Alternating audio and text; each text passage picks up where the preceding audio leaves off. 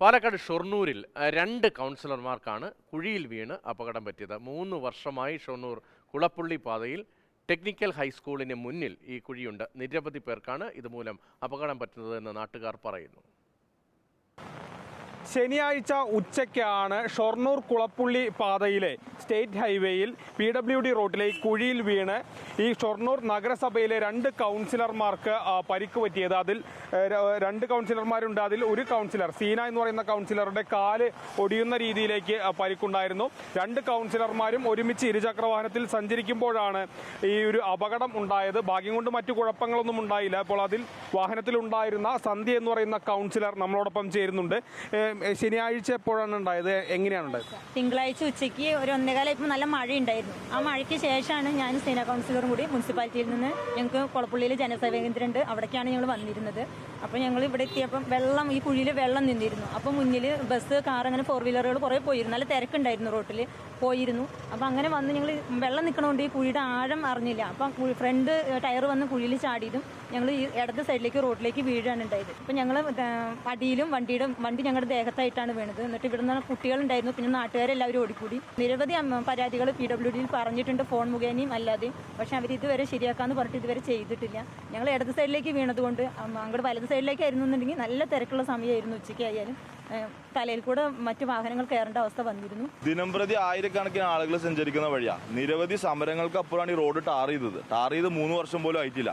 കുഴിയെണ്ണു, കുഴിമന്തി നേടു എന്നൊരു സമരം നമ്മൾ ചെയ്തിട്ട് അതിനൊരാൾക്ക് സമ്മാനം പോലും കിട്ടിയില്ല. അത്രയേറെ കുഴികളുള്ളത്. അപ്പോൾ ഇതിന്റെ നിലവാരം പരിശോധിക്കണം. ഞാൻ ഈ സ്കൂളിൽ പഠിക്കുന്ന ഒരു വിദ്യാർത്ഥിയാണ്. ഞാനിവിടെ 9ാം ക്ലാസ്സിൽ പഠിക്കുമ്പോഴാണ് എൻ്റെ ഒപ്പമുള്ള ഒരു സഹപാഠി ഇതേനെ പോകുന്ന വഴി അമിത വേഗതയിൽ വന്ന ഒരു ഓട്ടോയോ കാറോ എന്തോട്ടെ കൃത്യമായി എനിക്ക് ഓർമ്മയില്ല.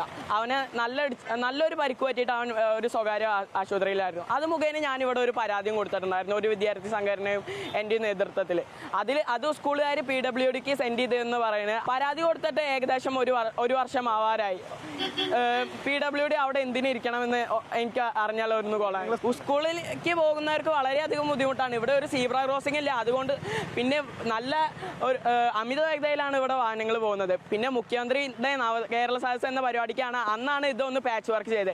മുഖ്യമന്ത്രി വരുമ്പോൾ പാച്ച് വർക്ക് ചെയ്യാനും അത് കഴിഞ്ഞാൽ അത് പോകാനുമുള്ള കാരണമാണെങ്കിൽ മുഖ്യമന്ത്രിക്ക് ഒരു ജെറ്റ് എന്തെങ്കിലും വാങ്ങിയിട്ട് ആകാശത്തൂടെ പോവുകയാണ് നല്ലതെന്നാണ് എനിക്ക് തോന്നുന്നത്. വളരെ ദുഷ്കരമാണ്, ബുദ്ധിമുട്ടാണ്. കാരണം ഈ കുഴികൾ ഇവിടെ അതുപോലെ കുറച്ച് അപ്പുറത്ത് അല്ലാണ്ട് പെട്ടെന്ന് ഈ കുഴികൾ ഇതായി കഴിഞ്ഞാൽ അത് അടക്കില്ല. ഇവർ കരാറുകാർ വന്ന് കുറച്ച് മണ്ണ് എന്തെങ്കിലുമൊക്കെ വാരിയിട്ട് അതങ്ങനെ ചില സമയത്ത് വണ്ടി ഇതാവുമ്പോൾ നമ്മൾ വലിയ വാഹനങ്ങൾ അടുത്തുകൂടെ പോകുമ്പോൾ വലിയ റിസ്ക്കാണ്. അങ്ങനെ പലപ്പോഴും ഭാഗ്യത്തിന് രക്ഷപ്പെട്ടുള്ള സന്ദർഭം കൂടി ഉണ്ടായിട്ടുണ്ട്. ചേട്ടൻ ഇങ്ങനെ സ്ഥിരം ഈ വഴി യാത്ര ചെയ്യുന്ന ആളാണോ? ഈ വഴി യാത്ര ചെയ്യുന്ന ആളാണ്. ഇവിടെ നിന്ന് മാത്രമല്ല, ഇത് പ്രത്യേകിച്ച് ഒരു സ്കൂളിൻ്റെ മുൻവശമാണ്. ഒരുപാട് കുട്ടികൾ സഞ്ചരിക്കുന്നതാണ്.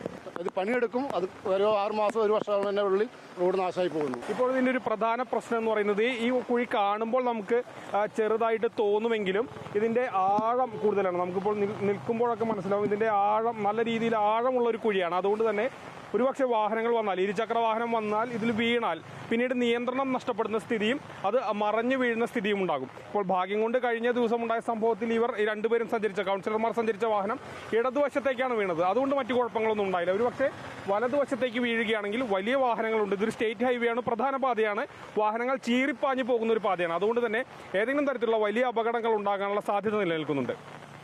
മൽഘോഷ് സി മോഹനൊപ്പം ഗോകുൽ VS, മാതൃഭൂമി ന്യൂസ്, പാലക്കാട്.